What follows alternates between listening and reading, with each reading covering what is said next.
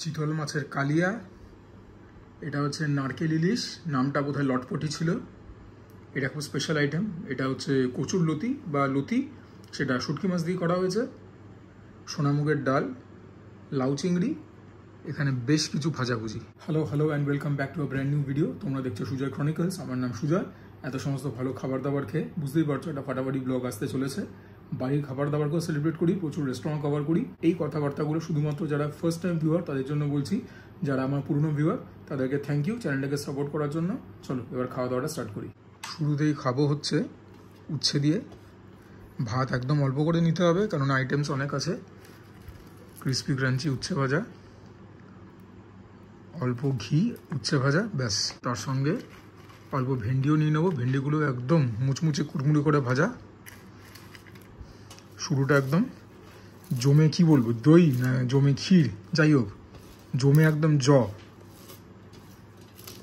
প্রথম গ্রাসটা নিয়েই নিই ঠাকুরের নাম করে।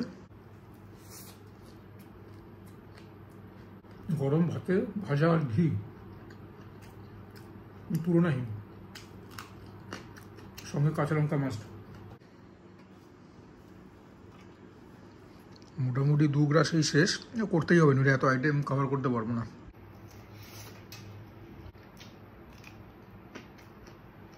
আর সিকিম থেকে ফিরে এসে 2 সপ্তাহ হয়ে গেল।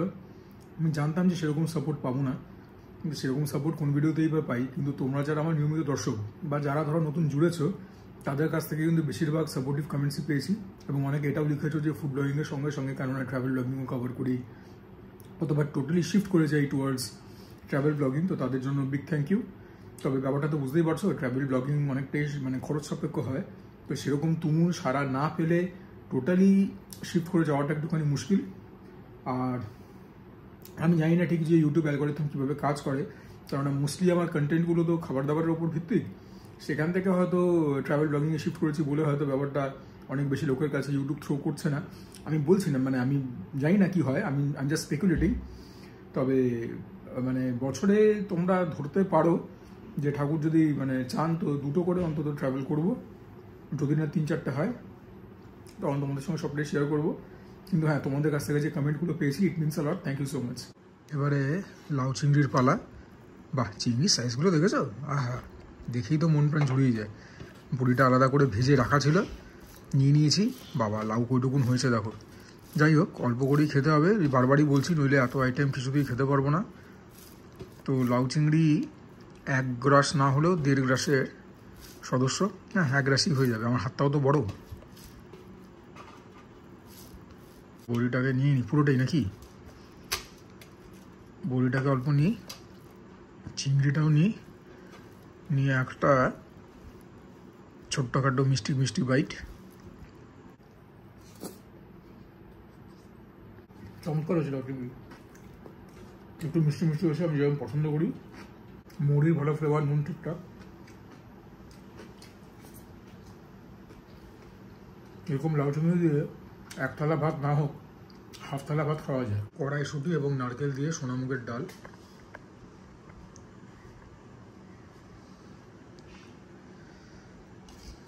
বাহ, দেখেই ভালো লাগছে। বাবা, কিশমিশও গেছে, তার মানে কাজুও নিশ্চয়ই গেছে। লঙ্কাটাকে ডলে নেওয়াটা আবশ্যক।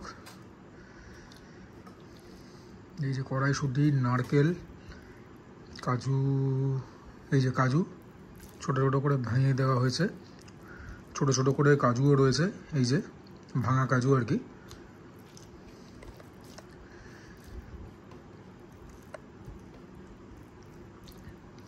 ঘি কিন্তু এটার সঙ্গেও খুব ভালো যায়। এই মুগ ডালের সঙ্গেও কিন্তু যদি তোমরা একটুখানি ঘি দিয়ে নাও ওপরে, সেটাও কিন্তু একদম জব্বর লাগে। তো এই সুন্দর সোনামুগের ডাল দিয়ে প্রথমে একটা গ্রাস নিই।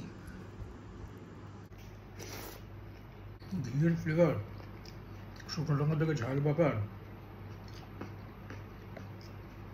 ডালের একটা স্বাদ, মুখের মধ্যে নারকেল, বাম্পার ডাল, একদম সুপার ডুপার হিট ডাল। এবং ডাল খাওয়ার জন্য রয়েছে বেগুনি।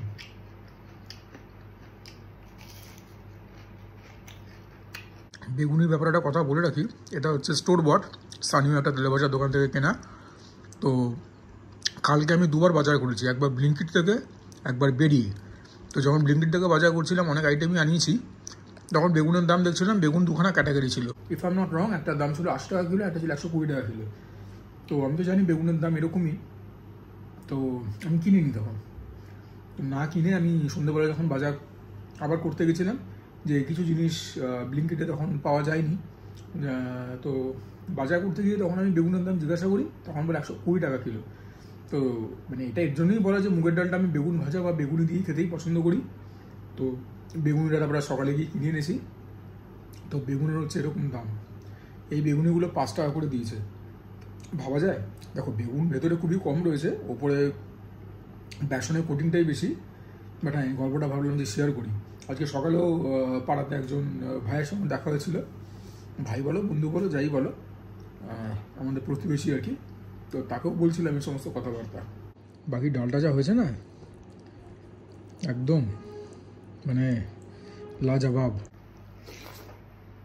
নুনটা ঠিকঠাক, মিশ্রটা ঠিকঠাক, ডালের ঘনত্বটা ভালো।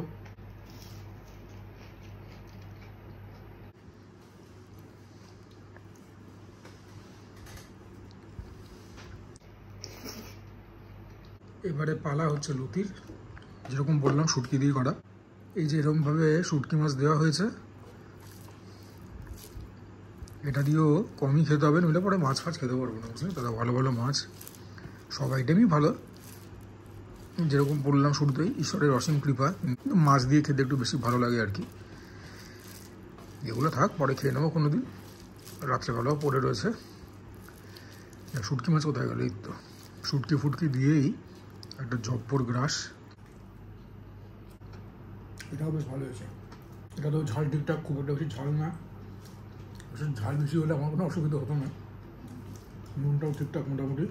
এই সমস্ত আইটেমগুলো এক একটা দিয়েই কিন্তু কী বলবো, এক একটা মিল কমপ্লিট হয়ে যায়, সেখানে এত রকম আইটেম পেয়েছি। যাই হোক, এটাও শেষ হয়ে গেল দু গ্রাসে। তো আজকে এতগুলো যে আইটেম খেলাম, আমার সব থেকে ভালো লেগেছে ডালটা। প্রথমে ইলিশ না প্রথমে চিতল, বলো কোনটা ওড়াবো? চিতলটার মধ্যে পেঁয়াজ ফেয়াজ গেছে, তো ইলিশটার মধ্যে গেছে কিনা আই ডোন্ট নো। তো প্রথমে ইলিশটাকেই ওড়াই। ইলিশের সুন্দর একটা রিং পিস,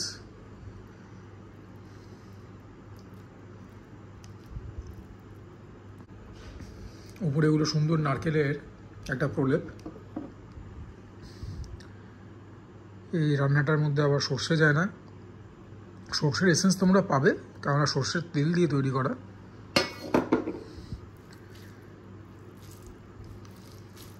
বাকি ইলিশকে অনেকে বলে রুপোলি শস্য, তো সেই রুপোলি শস্য প্রিপারেশনটা তৈরি হয়েছে সোনালি রঙের একটা গ্রেভি দিয়ে।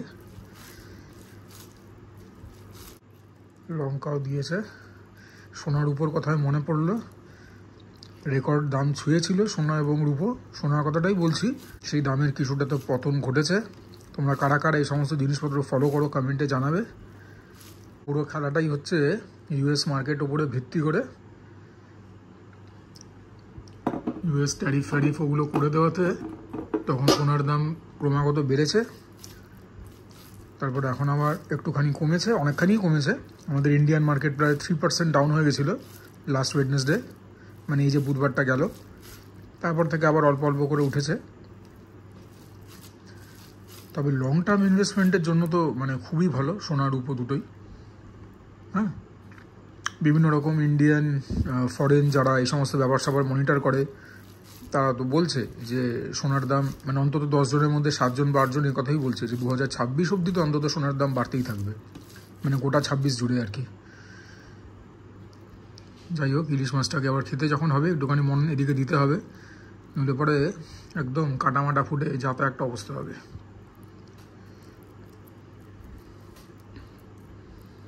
দেখি গ্রাসটা নিই,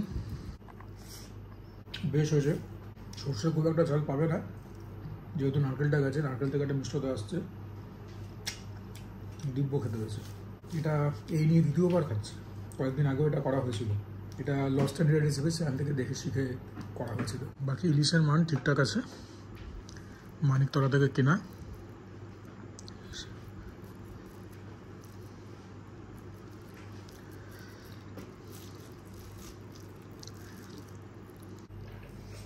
আমি জানি যেদিনকে ভাজা খাবো এই মাছের স্বাদই বেড়ে যাবে। তবে এখন খাচ্ছি বেশ ঝাল যেটুকুনি কাঁচালঙ্কা থেকে এসছে, বাকি নুনটা মিষ্টি খেতে ভালো খেতে। একটু আলু ভাজাও নিয়ে নিই।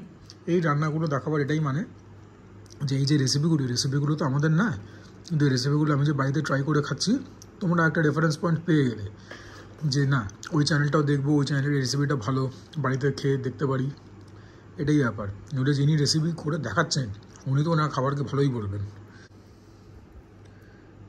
আমি এমন একটা জায়গা খুঁজছি যেখানে কাঁটাটা একটু কম, মানে পুরো তোমাদের সঙ্গে ঠিক মনোযোগ দিয়ে কথাও বলতে পারছি না, মাছটাও খেতে পারছি না। এরপর আবার চিতল আছে, সেখানেও কিন্তু একদম কাটায় কাটায় একদম পুরো ছেয়ে গেছে।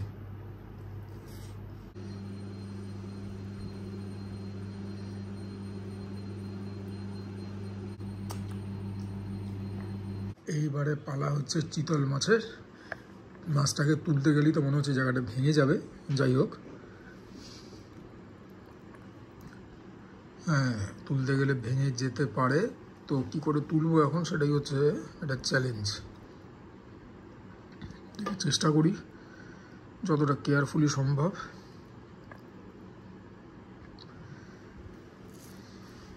এই জায়গাটাতে খুব কাটা থাকে, ওপরের এই জায়গাটা খেতে খুব আরাম, ওখানটাতে প্রাইমারিলি তেল আর চর্বি।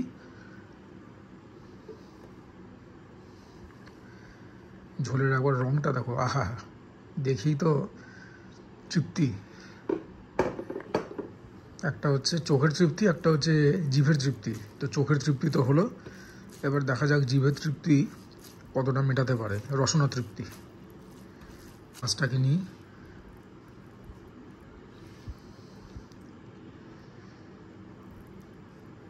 কাটা বাছার কথা মনে পড়লেই কান্না পায়। তবে মানে এটা তো একটা চ্যালেঞ্জ, তাই না? এই চ্যালেঞ্জটা তো বাঙালিদেরকে সহ্য করতেই হবে, যে মাছে ভাতে বাঙালি হতে গেলে একটুখানি কাটা সহ্য করতে হবে, মানে কাটা বাছাটা।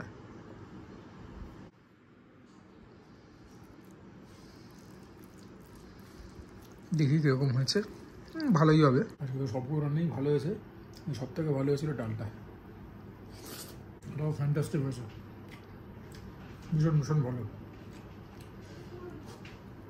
ইলিশ থেকে অনেক গুণ ভালো হয়েছে। হেভি পেঁয়াজ যে গেছে তার একটা প্রভাব তো রয়েছেই,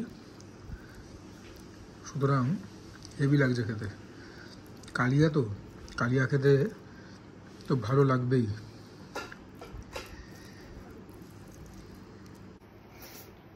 ইলিশটাও ভালো হয়েছিল, তো ইলিশটাকে একটুখানি মনটা বিষণ্ণ হয়েছিল। শীতলকে আবার অনেক ক্লাউড নাই। আলু ভাজাও নিয়ে নিই,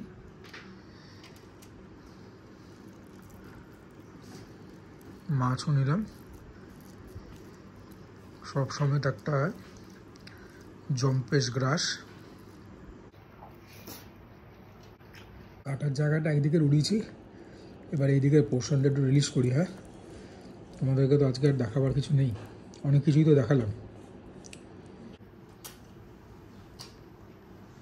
তোমাদের আশা করি ভিডিওটা ভালো লাগলো।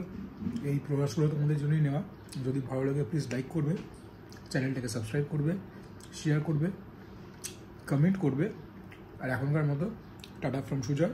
ভালো থেকো, সুস্থ থেকো, জমিয়ে খাওয়া দাওয়া করো, এবং এত সমস্ত ভালো ভালো খাবার যদি হজম করতে হয় ওয়ার্কআউটও করতে হবে রেগুলারলি, দ্যাট ইজ ইম্পারেটিভ।